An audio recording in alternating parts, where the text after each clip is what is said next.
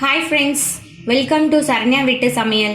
இன்னைக்கு நம்ம குழந்தைங்களுக்கு ரொம்ப பிடிச்ச மில்க் ஷேக் எப்படி பண்ணலாங்கிறது பார்க்கலாம்.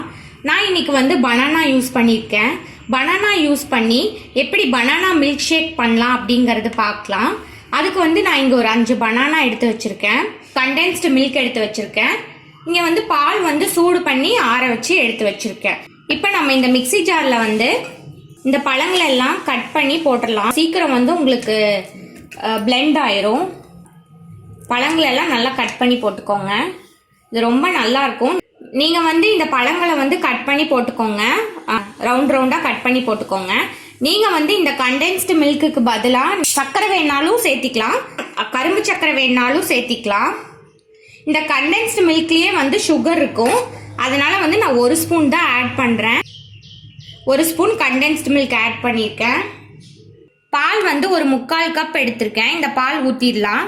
அரைவாசி பால் ஊற்றிடுங்க. ஃபஸ்ட்டு எல்லாம் நல்லா பிளெண்ட் பண்ணிடுங்க.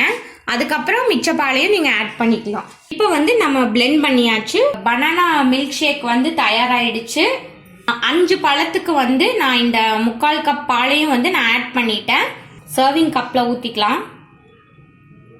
இப்போ நம்மளுடைய இந்த சுவையான பனானா மில்க் ஷேக் தயாராகிடுச்சு. நான் இங்கே கொஞ்சம் கார்னிஷ் பண்ணுறதுக்காக குங்குமப்பூ ஆட் பண்ணியிருக்கேன். இது குழந்தைங்க இப்படியே சாப்பிட்டா கூட ரொம்ப நல்லது தான். ஸோ கண்டிப்பாக இந்த மாதிரி நீங்கள் இது வரைக்கும் செஞ்சு பார்க்கல அப்படின்னா கண்டிப்பாக செஞ்சு பாருங்கள். ட்ரை பண்ணி பார்த்துட்டு எப்படி இருக்குன்னு மறக்காமல் உங்கள் ஃபீட்பேக்ஸ் கமெண்ட்ஸ் என் கூட ஷேர் பண்ணிக்கோங்க. என் சேனலுக்கு நீங்கள் புதுசாக இருந்தீங்கன்னா கண்டிப்பாக என் வீடியோஸ் எல்லாம் பாருங்கள், சப்ஸ்கிரைப் பண்ணுங்கள், ஒரு லைக் பண்ணுங்க, ஷேர் பண்ணுங்க. தேங்க்யூ.